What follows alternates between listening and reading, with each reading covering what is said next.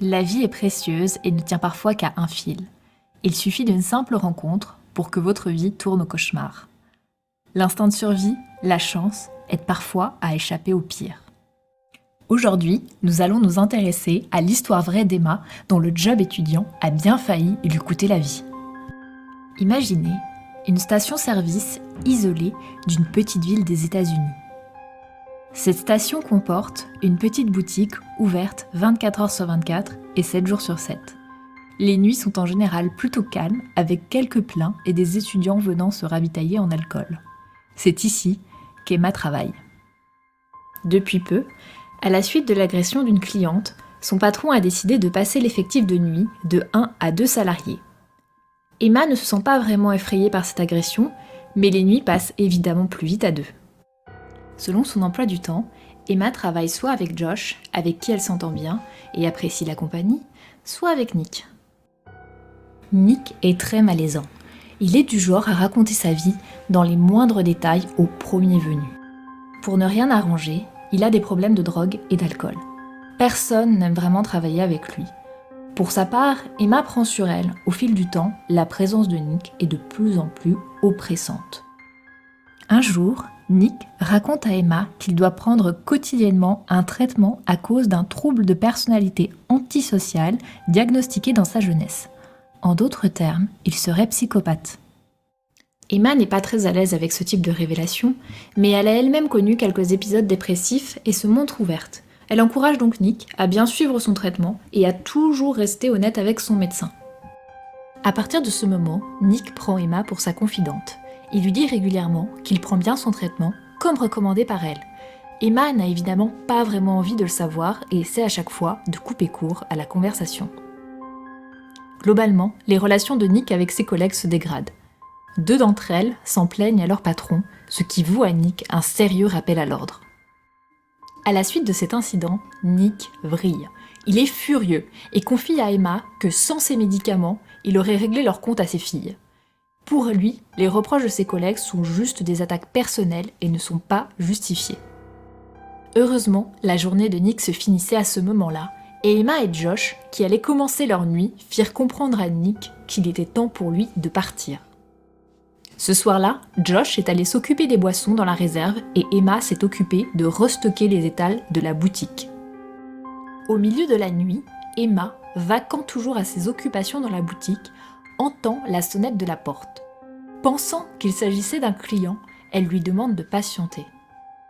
Quand elle s'approche du comptoir, elle découvre avec stupeur Nick qui n'est pas dans son état normal. Elle n'a jamais vu un tel regard chez lui. Emma essaie de dire quelque chose, mais n'y arrive pas. Les secondes sont une éternité. Nick lui demande finalement si elle est seule. Emma lui dit alors que Josh est dans la réserve. Étrangement, Nick ne veut pas la croire. Emma essaie de reculer, mais Nick s'approche de plus en plus d'elle. Il dit vouloir seulement discuter. Josh, qui a tout entendu, intervient finalement. Avec un peu de mal, il arrive à sortir Nick de la boutique.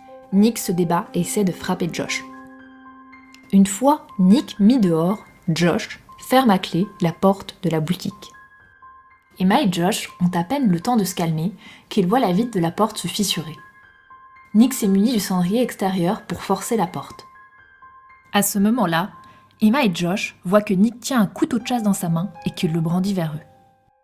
Nick leur lance alors « Personne ne vous retrouvera jamais. » Emma et Josh sont terrorisés. Emma appelle la police en sanglots. Des voitures vont être envoyées, mais cela va prendre du temps. Emma et Josh essayent de quitter la station par la porte arrière, mais celle-ci est bloquée. Ils comprennent que Nick a tout prévu et qu'il n'a pas l'intention de les laisser filer. Leur seule option est de s'enfermer dans l'arrière-boutique en espérant que la porte en bois qui les sépare de la boutique tiendra. Nick a finalement réussi à entrer dans la boutique et essaie maintenant de forcer la porte en bois. Emma et Josh essaient de bloquer la porte comme ils le peuvent. Nick les supplie de sortir en leur promettant une mort rapide s'ils se rendent. Après des minutes interminables, les assauts de Nick s'arrêtent et ils entendent 3 coups de feu venant de l'extérieur.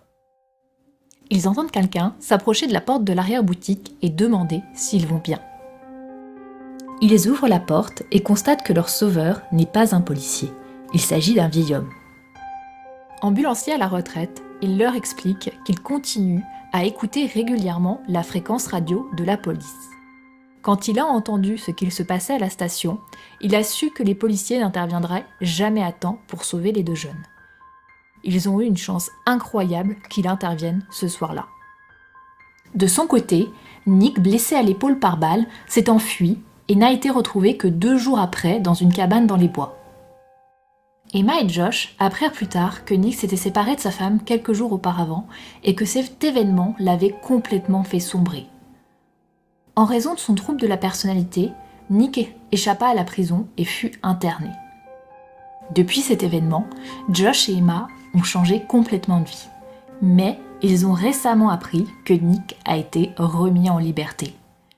Ils espèrent que, comme eux, Nick aura tourné la page et ne se mettra pas à leur recherche. Si cette histoire vous a plu, abonnez-vous à ma chaîne pour être averti de la publication de mes prochaines vidéos. J'avais vraiment envie de partager avec vous cette histoire qui m'avait tenue en haleine jusqu'au bout. Si vous voulez en savoir plus, rendez-vous dans la description où vous pourrez trouver le lien vers le thread Reddit sur lequel j'ai trouvé ce récit. À bientôt pour de nouvelles aventures.